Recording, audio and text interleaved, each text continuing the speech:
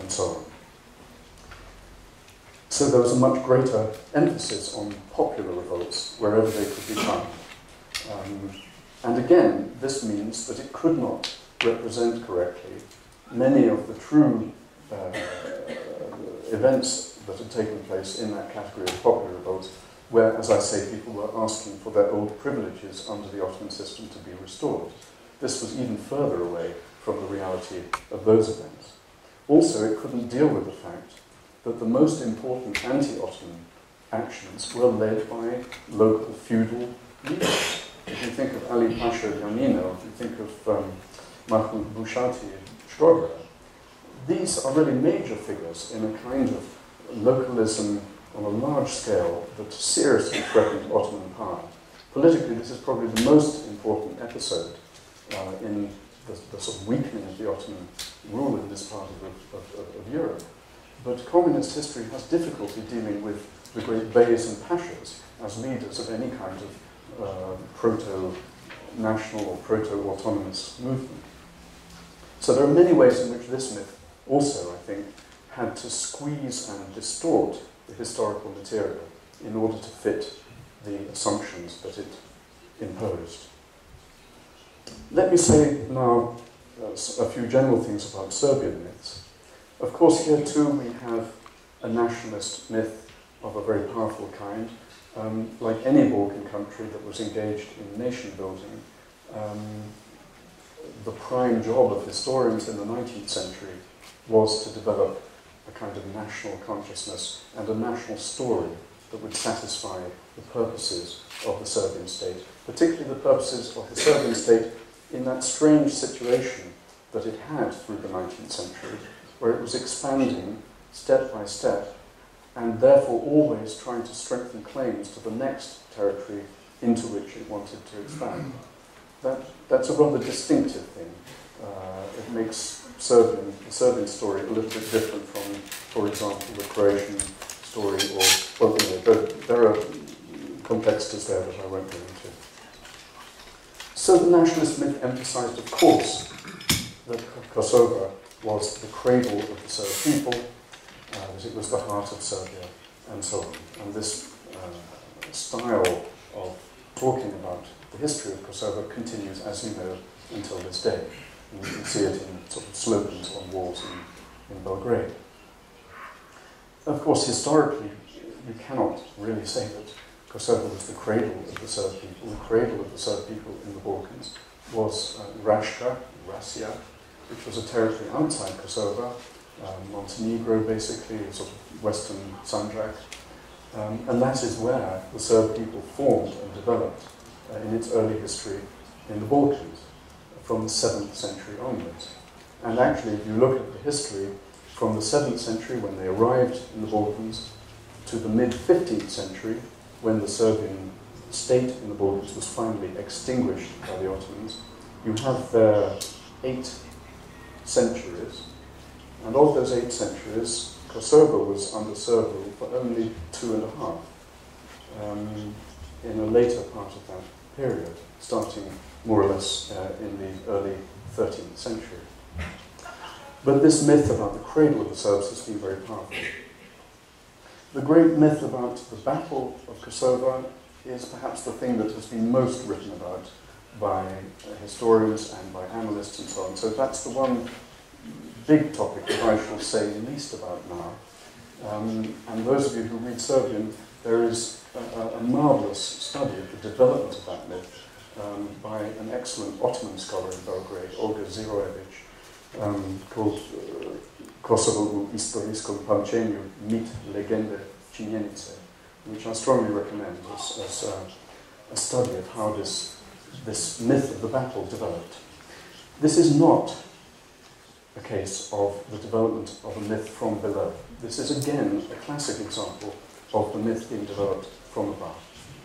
You might think that surely it comes from below through the Serbian church and just religious commemorations and through folk song and folk poetry.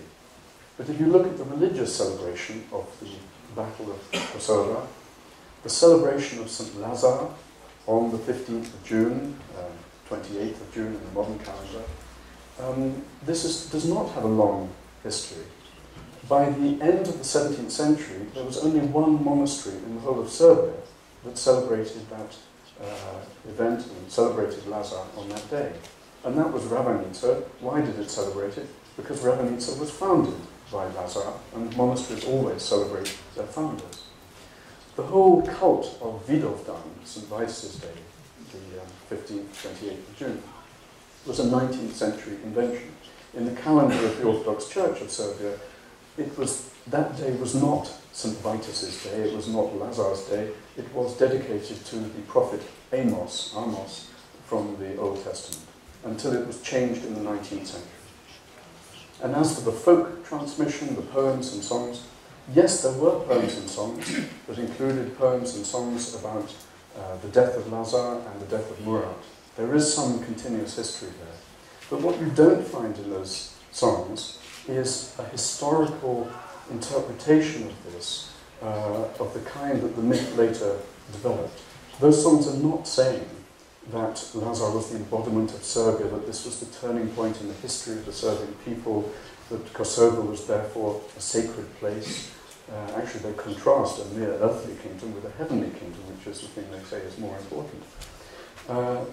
The use of this folk material to substantiate a national myth, again, is a 19th century development. Well, so far, I've been talking in quite general terms about large-scale ideological pressures that help to create and form these national myths about nationalism, communism, and so on. And I've talked rather briefly about some classic examples. But now, in the last part of this talk, I'd like to go into more detail about one episode, which I think is very interesting, where I've done a lot of work not only on the original historical evidence and the facts of what happened, but also on how the myth developed and how the ideological pressures worked. So this is what I want to talk about, and this is the myth of the so-called Great Exodus of the Serbs from Kosovo in 1690, the Velika Selba.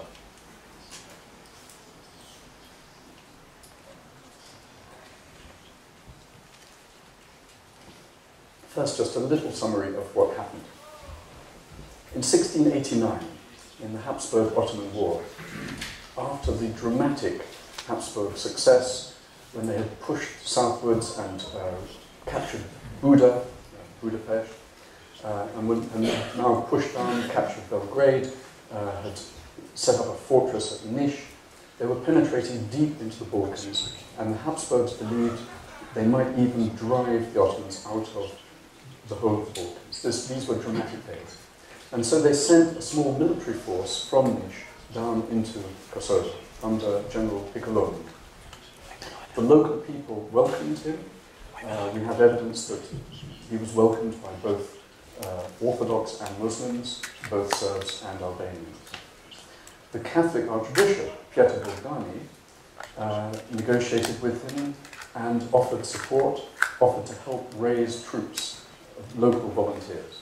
And this happened in Prizren, which was an area where the population was, in ethnic terms, overwhelmingly Albanian. Although the majority there were not Catholics, they were not members of Bogdani's plot, they were in fact Muslims, though many of them recent converts. And the evidence, this may be surprising, shows that many of the volunteers raised there were local Muslims who are now volunteering to fight with the Habsburgs against the Ottomans. But things went wrong. Piccolomini died of plague. He seems to have infected Bogdani, who had been ministering to him on his deathbed. Bogdani then himself dies of plague at the end of the year. The Ottomans send a large army from Macedonia. There's a battle at the beginning of January 1690, the Battle of Kačanik, and the Habsburgs are defeated. And they panic and they retreat very, very rapidly. And one reason for speed is that the Ottomans also have an allied force of Tatars, Crimean Tatars, who have traditionally fast cavalry in bands that are now sweeping into Kosovo. And this is what happens, and Kosovo is now plundered by Tatars, it's reoccupied by the Ottomans.